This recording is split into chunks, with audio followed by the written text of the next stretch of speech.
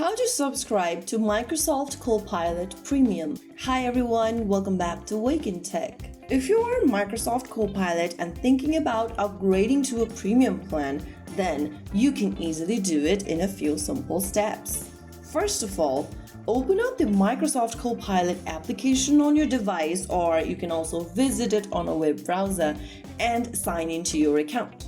Once you're signed in, go ahead and tap on the menu icon at the top left corner, and from the expanded menu, tap on your name at the bottom left. Now, after you do that, on the next page, you will see this little upgrade option where it says Get the Best of Copilot. Just tap on that. You will be able to see the available premium subscription option, review the plan details, pricing, and included features. You can go ahead and subscribe for a monthly or yearly package and tap on the Get 1 month free option.